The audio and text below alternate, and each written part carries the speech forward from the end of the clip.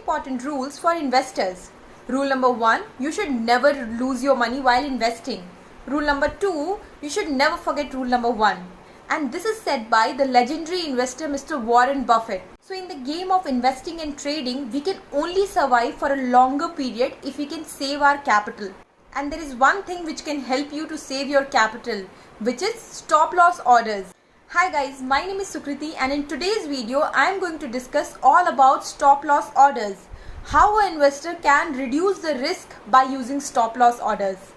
But before that, if you have not yet subscribed to my channel, please go and subscribe it and also press the bell icon so that you can get the notification of all my upcoming videos.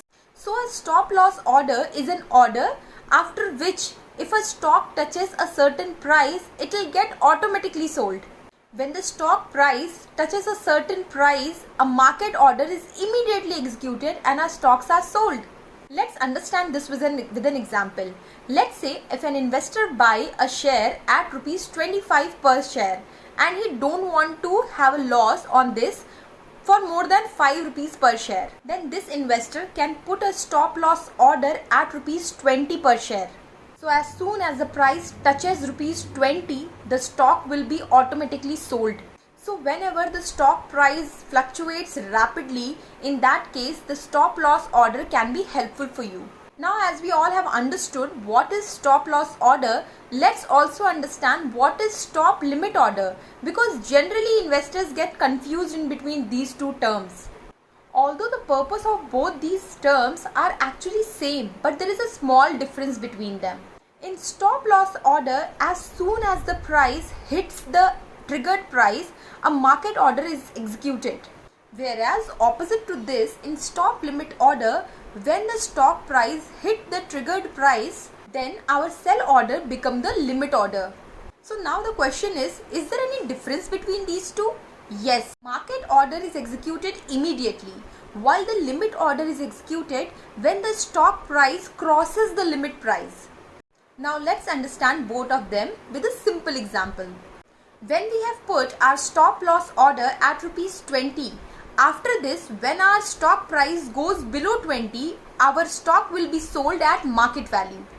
Suppose that our stock price has gone from rupees 25 to rupees 21 and suddenly it reaches rupees 17, then our stocks will be sold at rupees 17. In stop limit order, it doesn't happen like this. In stop limit order, if our stock price falls below rupees 20, our limit order will get activated.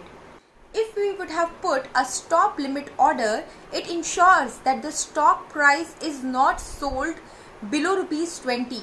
It will be sold at or above rupees 20. But yes, it might happen that once the stock price reaches below 20, it doesn't touches rupees 20 again. So in this case, the limit order won't be executed. So the difference between these two is that the stop loss order is always executed, but a stop limit order might not get executed. The main purpose of stop limit order is that many times it happens that the stock price falls way below the limit order and the investors don't want to sell it at that price. The investors want that when the stock price comes up again and hits the limit price, then the stocks should be sold. So in this case, the stop limit order is very useful. Now let's discuss the advantages of stop loss order. Number 1, the stop loss order minimizes the risk and ensures that you don't get big losses in the market. The second benefit or the second advantage is that it doesn't have emotions attached to it. In emotions, the investors generally try to give their stock a second chance to bring their stocks to profit.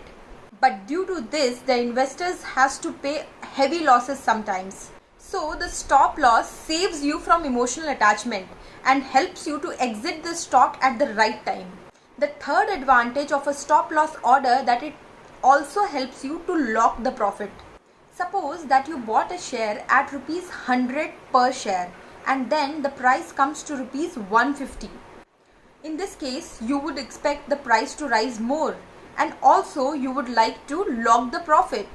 So now you can put a stop loss order at rupees 140. So if the stock price also goes below, you will still be able to get 40 rupees as a profit. Another advantage of a stop loss order is that you need not to actively track your stocks. Now let's also understand some disadvantages of stop loss orders. The biggest disadvantage of a stop loss order is that in short term fluctuations also, your stop loss order will get activated and your stocks will be sold. So it's very important to understand that at which level you are setting your stop loss orders. For example, for an active trader, the stop loss could be at 3 to 5%. But for a long-term investor, it could be more than 15 or 17%. So to save you from all this, you can use stop limit order. But now the risk with stop limit order is that many times your stop limit order doesn't get executed.